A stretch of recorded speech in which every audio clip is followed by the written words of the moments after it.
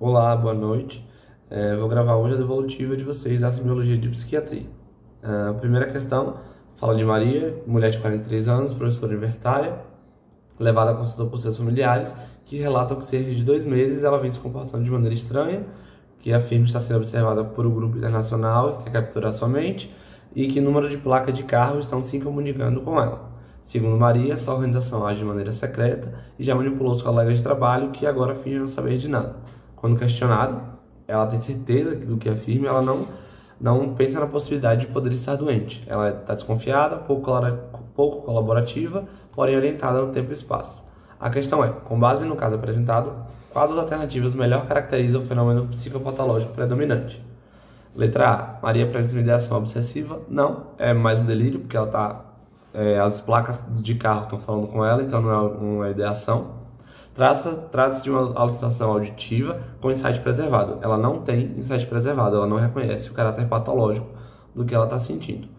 Letra C. O quadro é compatível com a percepção delirante, pois ela atribui significado patológico a estímulos reais. Ela não tem um estímulo real aí que ela possa atribuir o significado patológico, portanto, não é.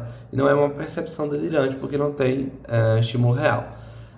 A paciente apresenta delírio, sim, caracterizado por crença patológica, sim, irreversível, não compartilhada, com convicção absoluta. É bem o que ela tem mesmo, bem característico de delírio, que é essa convicção, essa crença patológica é irreversível, é irredutível, né? É um mecanismo constitutivo do delírio. Letra E. Trata-se de uma ideia prevalente, pois o pensamento gira em torno de um tema emocionalmente dominante, mas ainda é passível de crítica. Ela não tem nada disso. Bom, questão 2. Rodrigo, 28 anos, bancário, procura atendimento relatando sofrimento intenso há mais de um ano. Diz que ser constantemente invadido por pensamentos sobre estar contaminado por germes ao tocar objetos públicos, mas mesmo após lavar as mãos diversas vezes. Sabe que os pensamentos são exagerados e não fazem sentido, mas não consegue evitá-los. Já tentou se controlar, mas quando não lava as mãos repetidamente, sente angústia insuportável. Refere que isso atrapalha seu trabalho e sua vida social. A questão é, com base no caso apresentado, qual das alternativas abaixo descreve corretamente a natureza do pensamento apresentado por Rodrigo? Trata-se de uma ideia prevalente, pois os pensamentos giram em torno de um tema emocionalmente dominante, que ele não reconhece como estranho. Pelo contrário, ele reconhece e ele fala que esses pensamentos são exagerados e não fazem sentido. Trata-se de uma ideia delirante, pois o paciente acredita firmemente na contaminação e não admite possibilidade de engano. De novo, não. Ele reconhece que é estranho o pensamento dele, que o pensamento dele não faz sentido. Letra C. O quadro sugere uma ideia obsessiva, sim, pois há intrusão involuntária, crítica preservada e tentativa de resistir ao pensamento. Ele fala que não faz sentido, ele já tentou se controlar, mas quando ele não lava as mãos, ele não sente alívio e ele sente uma angústia insuportável, bem característico desses quadros de toque, né? Letra D. É uma percepção delirante? Não, não tem nada delirante, ele reconhece tudo. E letra E, o conteúdo mental é uma ideia sobrevalorizada, pois domina parcialmente o pensamento, sem crítica e com certeza absoluta.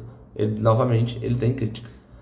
Da questão 3. Silvana, 31 anos, sem histórico psiquiátrico prévio, é levada ao pronto-socorro após o episódio em que, durante uma viagem, começou a dizer que a atendente do hotel estava apaixonada por ela e que havia um plano maior que ela era escolhida.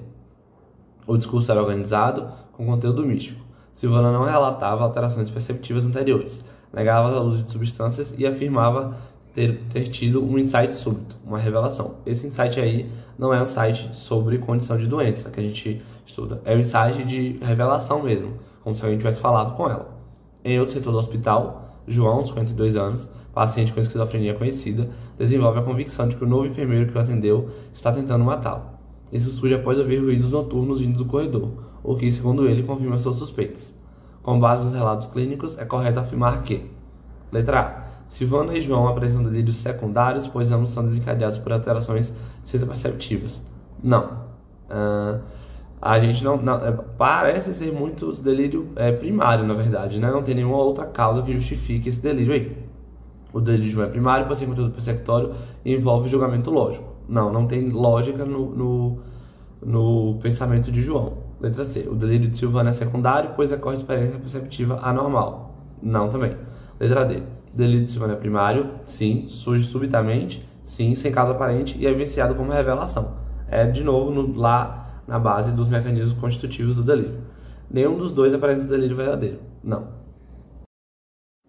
Questão 4. Dona Zilda, 84 anos, trazida ao pronto atendimento por familiares depois de ser encontrada vagando pela casa sem reconhecer onde estava. Está desatenta, com lentidão psicomotora, responde com palavras desconexas e erra perguntas sobre data e local. Familiares relatam que há 2 dias ela vinha apresentando febre, redução da ingesta alimentar e fala arrastada. O exame físico revelou infecção urinária e desidratação moderada. Então, é um quadro bem característico de delírio 1. Questão. Com base no caso acima e nos tipos de desorientação descritos por Dal Galarrondo, assinale a alternativa que melhor caracteriza o quadro clínico. Letra A. Trata-se de desorientação psicótica típica de quadros delirantes em fase aguda. Não é uma psicótica, é desencadeada por um delírio 1. Letra B. A paciente apresenta desorientação histriônica. Não, também. Letra C. O caso descreve orientação torporosa secundária a rebaixamento do nível de consciência. Sim, ela está com delírio 1 aí, pode estar com a sepse, o que causa rebaixamento do nível de consciência mesmo. Letra D. O quadro é compatível com desorientação por distração voluntária? Não. Letra E. Dona Zilda apresenta desorientação onírica, caracterizada pelo estado de sonho lúcido e vigília. Não, o sonho lúcido ou estado onírico, ele é mais característico com o uso de substâncias. Questão 5. Henrique, 36 anos, atendido em ambulatório de saúde mental depois de apresentar comportamento paranoico no trabalho. Relata que, ao sair de casa pela manhã, viu uma mulher com um chapéu vermelho atravessando a rua e imediatamente soube que aquilo era um sinal de que seus chefes estavam envolvidos num complô para demiti-lo. Ao ser questionado, disse que a mulher não era ninguém especial, mas naquele momento tudo ficou claro, nega ter ouvido vozes ou tido sonhos estranhos. O fenômeno descrito por Henrique é melhor classificado como alucinação visual com interpretação perceptória. Não é alucinação porque o objeto era real, né? Então não é alucinação. Letra B. Ideia obsessiva interpretativa. Não é uma ideia, é mais uma percepção delirante, porque tinha um objeto real, não é uma ideia, não é algo do pensamento, exclusivamente. É uma alucinação funcional com delírio secundário. Também não. Letra D. É uma percepção delirante, sim, em que o estímulo real é interpretado de modo patológico. É exatamente isso. Ele viu o chapéu vermelho e teve essa percepção dele, delirante. Letra E. Delírio intuitivo, pois a convicção surge de forma abrupta e sem base perceptiva. Não, ele teve a percepção delirante dele lá, quando viu o chapéu. Questão 6. Tatiane, 26 anos, relata que, desde a adolescência, sente um impulso súbito e incontrolável de se cortar com objetos afiados, especialmente em momentos de tensão emocional. Diz que o impulso vem do nada e que, após o ato, sente alívio. Não planeja, não consegue resistir e não sente prazer com o ato, apenas diminuição da angústia. Em outro caso, Fernando, 30 anos, descreve que precisava verificar várias vezes se trancou a porta de casa, mesmo sabendo que o fez. Diz que se não checar repetidamente, sente uma ansiedade crescente e pensamentos catastróficos o invadem. Com base nos relatos, quais afirmações abaixo diferencia certamente os atos impulsivos dos atos compulsivos. Então, lembrando, impulsão e compulsão vem tudo da vontade, né? A função psíquica que a gente está avaliando. O ato impulsivo é precedido por obsessões mentais, enquanto o ato compulsivo é motivado por raiva súbita. É o contrário. A impulsão não passa pela deliberação que a vontade tem. O ato compulsivo é súbito e sem resistência, ok? Enquanto o impulsivo é sempre planejado. Não, ato impulsivo não é planejado. O ato compulsivo é repetitivo e egodistônico. Sim, causa sofrimento à pessoa, por isso ele é egodistônico. Enquanto o impulsivo ocorre abruptamente com pouca ou nenhuma resistência. É exatamente isso. É impulsão. A gente precisa falar, age por impulso. A gente não pensa, né? A gente só age. Então, gabarito é a letra C. Letra D. Ambos os atos compartilham a origem voluntária. Não? E são considerados estratégias conscientes de enfrentamento. Letra E. O ato impulsivo é sempre acompanhado de sensação de prazer, enquanto o compulsivo provoca sofrimento e alívio. Não, nem sempre também provoca alívio. Questão 7. Renato, 40 anos, atendido no CAPS após apresentar comportamento de desconfiança extrema. Relata que, ao ver um homem usando gravata azul no metrô, imediatamente compreendeu que era um sinal de que o governo havia descoberto suas ideias e queria silenciá-lo. Disse que aquilo foi uma revelação e que desde então começou a interpretar olhares e gestos de estranho como confirmações de uma perseguição. Está calmo, mas convicto que está sendo vigiado. Já Teresa, 58 anos, com quadro depressivo grave, começou recentemente a afirmar que está sendo punida por Deus. Segundo ela, o fato de o vizinho ter perdido o emprego é prova de que ela mesma está causando mal às pessoas. Ela expressa culpa intensa e tristeza profundo e diz que merece ser castigada. Com base nos casos e no mecanismos descritos por Jaspers e retomados por Dal Galarrondo, assinala a alternativa correta. Letra A. Renato apresenta delírio secundário, pois interpreta elementos de modo compatível com seu estado de humor. Não. né?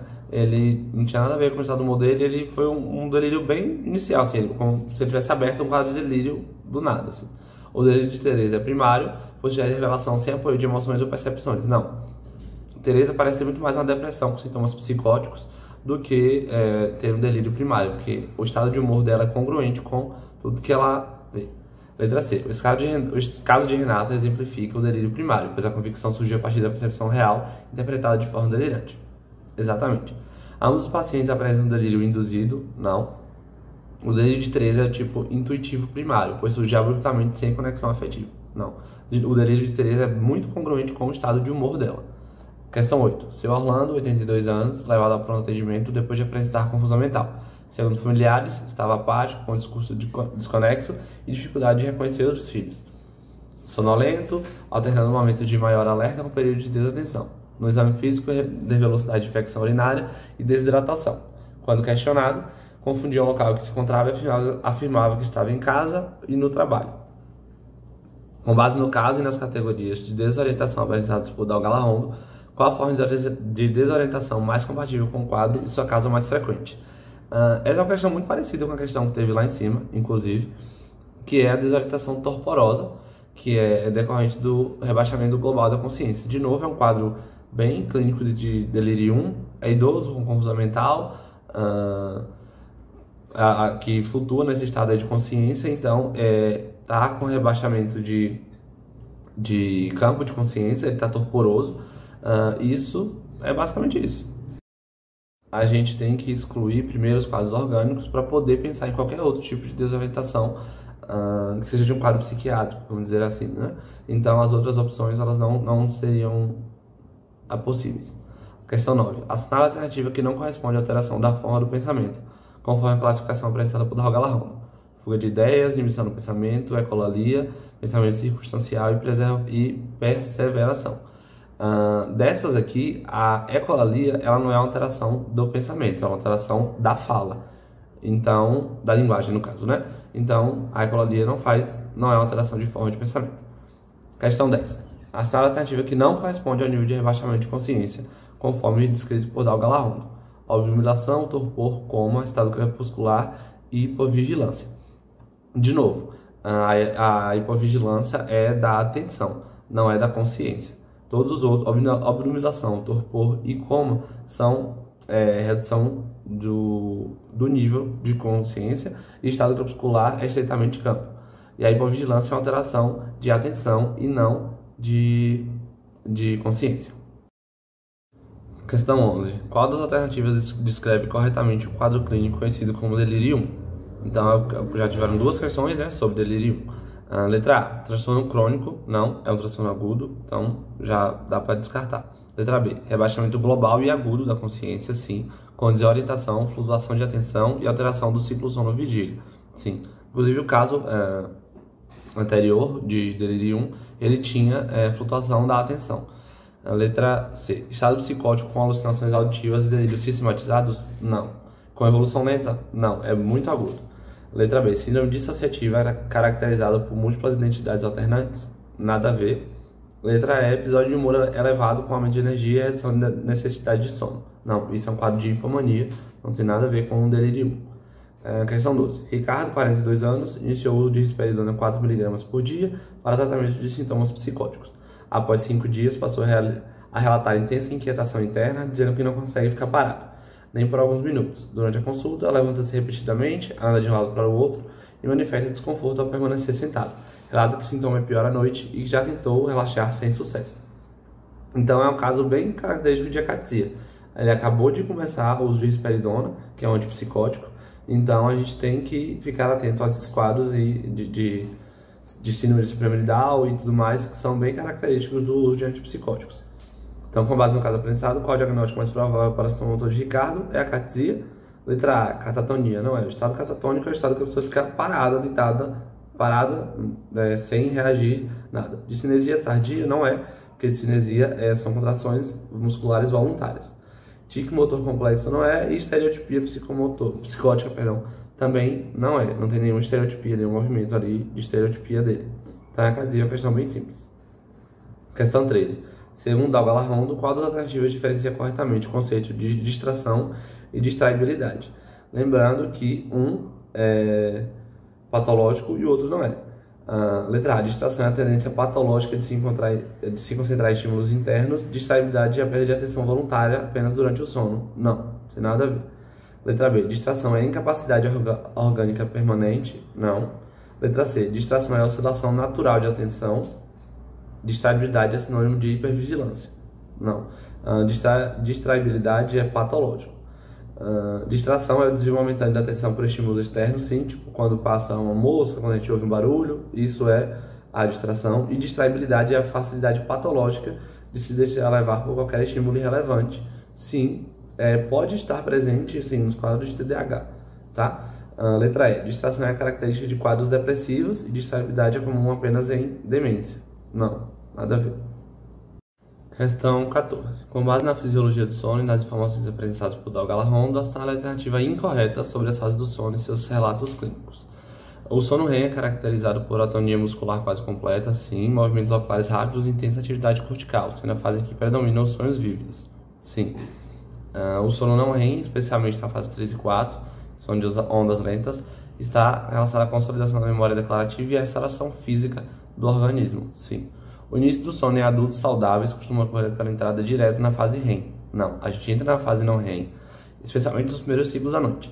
Então, o sono a gente entra na fase não REM, depois a gente passa para a fase REM, que inicialmente são ciclos curtos do sono REM, e com o passar da noite, a fase REM do sono vai sendo mais prolongada. Então, é ao contrário. A gente entra geralmente na fase não REM, e o sono REM ele é mais nos últimos ciclos da noite, do sono. A fragmentação do sono REM é frequentemente observada em transtorno de humor com transtorno depressivo maior. Sim.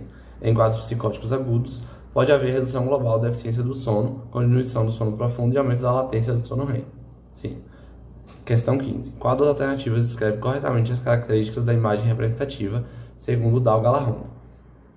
Letra A. Surge espontaneamente, tem força sensorial vívida e é tomada como realidade pelo sujeito. Não, ela não é tomada como realidade.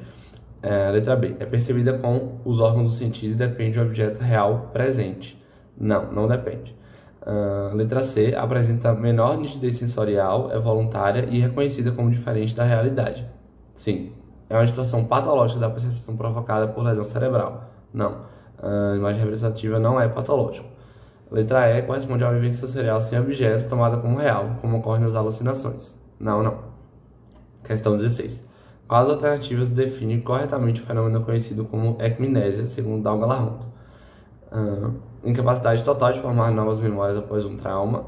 Não, não. Falsificação involuntária de lembranças com convicção de veracidade? Não. C. Reevocação intensa e vívida de lembranças antigas, viciada como se estivessem ocorrendo no presente? Sim. É muito comum no transtorno pós-traumático, tá? Ter a ecmnésia. O paciente sente que está revivendo aquele trauma no presente. É uma supressão afetiva seletiva de conteúdos desagradáveis na memória? Não, ele não suprime isso, ele revive, inclusive. É uma perda progressiva de memória episódica com preservação da semântica? Não, isso aí tá mais é um tipo de amnésia. Questão 17. Qual das alternativas descreve corretamente o fenômeno da alucinação, segundo a definição clássica da psicopatologia? Letra A. Percepção alterada de um objeto real? Não, já podemos excluir. Letra B. Vivência sensorial com base em estímulo real? Não, não é uma vivência sensorial. É uma percepção sensorial. Letra C. Produção mental voluntária de uma imagem com menor nitidez que a percepção real? Não, ela é tão nítida quanto... Ela é uma percepção real, né? O paciente acredita que é realidade. Letra D. Percepção sensorial sem objeto? Sim. Com nitidez e convicção de realidade? Sim. A alucinação, o paciente tem certeza que é real. Ilusão óptica é reconhecida como tal. Não, o paciente não reconhece como ilusão. Para ser uma ilusão, precisa de um objeto real. Questão 18. No campo da psicopatologia e da neuropsicologia, quais alternativas descrevem corretamente o fenômeno conhecido como Prime? Prime, lembrando, é aquilo que a gente faz pela repetição. A gente repete tanto que a gente aprimora, a gente torna-se um Prime. Por exemplo, tem gente que dirigir é um Prime, é muito involuntário. Assim, você faz, é quase uma memória muscular, assim, vamos dizer. Letra A. Lembrança consciente de eventos autobiográficos com forte carga afetiva. Não, isso parece mais uma memória afetiva mesmo. Repetição involuntária de palavras ou gestos previamente utilizados, como nos tiques verbais. Não, tem nada a ver com Prime. C. Processo implícito de memória em que a exposição prévia ao estímulo facilita o reconhecimento ou resposta a estímulos semelhantes posteriores. É aquilo que eu falei. Você já soube dirigir. Você já dirigiu tanto, já fez aquilo de dirigir tanto, que é uma resposta meio involuntária, assim. Quando você entra no carro, já faz tudo certinho para dirigir. Letra D. Recordação distorcida de fatos antigos influenciada por estados emocionais presentes. Não. A letra E. Supressão inconsciente de memórias traumáticas com bloqueio afetivo associado. Não tem nada a ver. Prime é de memória muscular, assim. Questão 20. Segundo Dalgal Rondo, qual é o mecanismo psíquico básico e mais geral a partir do qual se estruturam os conteúdos dos delírios, especialmente os secundários? É a interpretação, tá? Não, é mais conceito básico mesmo, não é da imaginação e intuição. A percepção sensorial é mais ligada aos 5 sentidos. E memória afetiva é mais revisitar aquilo, experimentar de novo, né? Lembrar. Questão 21. Durante a análise psiquiátrica, qual das perguntas abaixo é mais adequada para compreender a lógica interna de um delírio, segundo os princípios da semiologia psiquiátrica clássica? Para compreender, então, ele quer saber como compreender a lógica interna do delírio. Letra A. Você sabe que isso que está dizendo não é real, certo? Você não pode fazer isso porque existe no delírio uma convicção irredutível. Então, é real. Então, não tem por que você perguntar isso. Letra B. Como as coisas começaram a fazer sentido dessa maneira para você? Não faz muito sentido perguntar isso porque, de novo, ele tem uma convicção irredutível. Letra C. Esses pensamentos são impostos na sua mente por outra pessoa. Não faz muito sentido perguntar isso. Letra D. Já tentou parar de pensar assim? É a mesma coisa de paciente com depressão. Você já chegar para ele e falar, já tentou parar de ter depressão? Não dá, né? E letra E. E por que você acha que ninguém mais acredita nisso? É aí que você vai perceber a interpretação dele. Aí você consegue chegar mais na interpretação dele sobre o que ele está falando. Questão 22. Durante a anamnese psiquiátrica, qual das perguntas abaixo é mais adequada para investigar se uma vivência sensorial anômala corresponde a uma alucinação verdadeira, sem crítica, e não a alucinose com crítica preservada? Então, para diferenciar a alucinação de alucinose, tem que ver se existe algum grau de crítica, que nesse caso aqui é um insight considerado, é o que é considerado insight de crítica, não o insight de revelação, que a gente falou lá em cima. Então, o mais se adequa aqui é a letra B, que é você tem certeza que essas vozes são reais ou às vezes duvida delas. Porque aí tem que ver o quão convicto o paciente está acerca do que ele está ouvindo, isso em relação à crítica. Questão 23. Durante o exame do estado mental, avalia-se a orientação do paciente quanto a tempo, espaço, situação e identidade. Segundo a psicopatologia clássica, qual a primeira orientação que adquirimos no desenvolvimento e a última que perdemos no estado de rebaixamento de consciência? Então, são duas coisas distintas. A primeira que a gente adquire no desenvolvimento é a identidade, que é a gente perceber que a gente tem um corpo, perceber que a gente é alguém, né? Então, a gente primeiro sabe quem a gente é, a gente percebe que a gente existe. E a última que a gente perde também, na alteração do rebaixamento de consciência, é quem a gente é. Por exemplo, vamos pôr aí quando a gente está muito bêbado. A gente esquece aonde a gente está primeiro, depois que é a percepção espacial, depois a gente pode esquecer, sei lá, o dia que a gente está, o ano que a gente está, que é atemporal, e por último a gente perde a identidade, que é perceber a consciência. Você não esquece quem você é com muita facilidade. O seu nome, algo assim. Questão 24. Senhora Adalberto, 76 anos, internado há 3 dias por infecção pulmonar. Desenvolve rebaixamento progressivo da consciência. Passa a prestar desorientação no tempo e espaço, ciclo de sonolência alternado com agitação psicomotora e refere ver insetos na parede e pessoas andando pelo quarto. Ele aponta com convicção para locais vazios, tenta interagir com as figuras, mas em momentos de maior clareza, admite que pode ser coisa da cabeça. Então, é uma alucinose aí, visual, pode ser induzida pelo quadro orgânico dele, tá? E tem um certo grau de crítica, que ele admite que pode ser coisa da cabeça. A questão é, com base no caso e nos conhecimentos sobre delírio 1, como são classificadas as experiências perceptivas descritas por Adalberto? Alucinoses verdadeiras, típicas de esquizofrenia paranoide, não é uma alucinação verdadeira, porque ele tem crítica, né? Letra B, é uma ilusão perceptiva com insight preservado. Não é uma ilusão perceptiva. Letra C, Pseudo-alucinações auditivas com conteúdo persecutório, não é auditiva, é visual e não é pseudo-alucinação, é uma alucinose. Letra D, alucinose visual associada a rebaixamento global de consciência, sim, provavelmente induzido pelo estado de delírio 1 dele. Letra E, percepção delirante com perda do juízo de realidade, não. Questão 25. Alucinações visuais descritas por Ciro Adalberto como a presença de insetos na parede são classificadas de acordo com seu conteúdo como alucinação senestésica, não é. A alucinação senestésica é aquela alucinação que você tem, que parte do seu corpo estão se comportando de maneira diferente. Por exemplo, meu cérebro está derretendo, meu coração está partido. Pseudo-alucinação não é.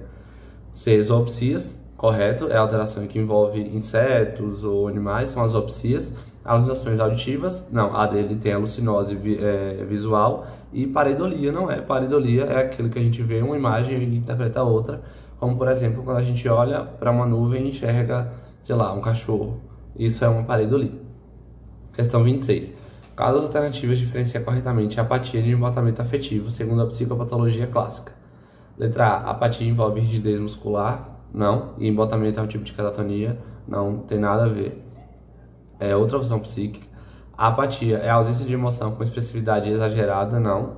A apatia, não, ele tá meio que aceitando tudo, ele tá bem apático mesmo, tá? E embotamento é a ausência de motivação com fala acelerada, não é. Isso é taquilalia. C, apatia se refere à perda da capacidade de sentir prazer, não é. E embotamento é a labilidade emocional marcada por impulsividade, não. Labilidade emocional é labilidade emocional, que é aquela labilidade afetiva, né? É aquela variação de humor muito rápido, que o paciente está chorando em 1 minuto e gargalhando no minuto seguinte. Letra D. Apatia é uma diminuição global da motivação e iniciativa, sim. E embotamento é um empobrecimento da expressividade emocional, típico de quadro psicótico. Sim, o embotamento ele é mais grave até. É aquele mais subjetivo que o paciente não percebe. A apatia é quando o paciente fala que está mais apático mesmo. A letra E, a apatia é característica da esquizofrenia, não. E embotamento é restrito à depressão leve. Não, nada a ver. Questão 27. Segundo Dalgalarrondo, qual das alternativas descreve corretamente o desenvolvimento da orientação temporal na criança? Então, a orientação temporal é a última, sim, que a gente desenvolve. Lembrando que a identidade é a primeira que a gente desenvolve. Então, letra A. A orientação temporal é inata e está plenamente desenvolvida nos primeiros meses de vida? Não. A temporal, não. A corporal, sim. Letra B. A crianças com menores de 2 anos já demonstram noção de datas e sequência dos dias da semana? Não. Basta pensar nas crianças que a gente convive, né? Letra C. A orientação temporal se desenvolve tardiamente? Sim.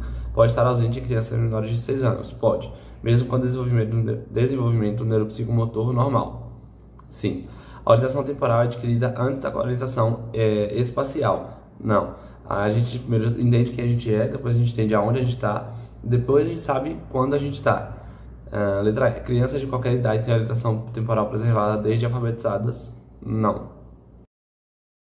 Questão 28. Em relação à concretude do pensamento, qual das alternativas diferencia corretamente a concretude psicótica da concretude demencial, segundo Dalgalarrondo? A concretude psicótica decorre de déficit de memória? Não. É mais da perda do simbolismo e da subjetividade. B. A concretude psicótica é marcada por perda de abstração formal e a concretude demencial envolve rigidez conceitual com preservação da capacidade simbólica. A psicótica não é marcada por perda de abstração formal, tá? Letra C. Na concretude psicótica, a perda de abstração simbólica e do pensamento metafórico, sim, então perde-se muita subjetividade, tá? E na demencial, a dificuldade de abstração decorre da deteriorização cognitiva global. Sim, na concretude demencial, o paciente vai perdendo essa função cognitiva mesmo, então vai ficando mais concreto e difícil de interpretar as coisas. Letra D. A concretude demencial é observada apenas em fases avançadas da esquizofrenia? Não. Ambas decorrem de distúrbios sensoperceptivos primários, com linguagem empobrecida e ecolalia. Nada a ver. Questão 29. Segundo a psicopatologia contemporânea e as reflexões de Dalgalarrondo, qual das alternativas expressa corretamente a noção de sinais patognomônicos em psiquiatria? Letra A. A presença de um sintoma específico, como delírio, é suficiente para diagnóstico definitivo de esquizofrenia? Não. Tem que ter pelo menos um dos grandes sintomas, mais 4 sintomas menores. Então, não tem isso de que um sintoma vai poder te dar um diagnóstico. Não, isso não existe. Letra B. Certos sinais mentais são universais e variáveis e permitem diagnóstico psiquiátrico imediato, sem necessidade de contexto. Não. O primeiro, que diagnóstico psiquiátrico imediato é muito difícil, muito raro. Precisa inclusive de tempo para poder fechar o diagnóstico. Sinais mentais não são universais nem variáveis, eles inclusive são muito variáveis de acordo com a cultura, com o contexto social do paciente e tudo mais.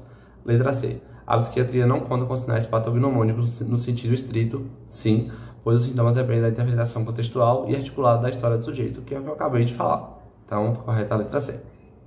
Letra D. Os sinais patognomônicos são mais confiáveis do que os exames de imagem para diagnóstico de transtornos mentais. A gente nem tem, na real, sinais patognomônicos na psiquiatria, né? Então, tá errado. Letra E. O conceito de sinal patognomônico é central na linha psiquiátrica, não, e substitui a necessidade de escuta subjetiva. Então, o mais importante na psiquiatria é você escutar e entender que não existe sinal patognomônico. É isso, obrigado.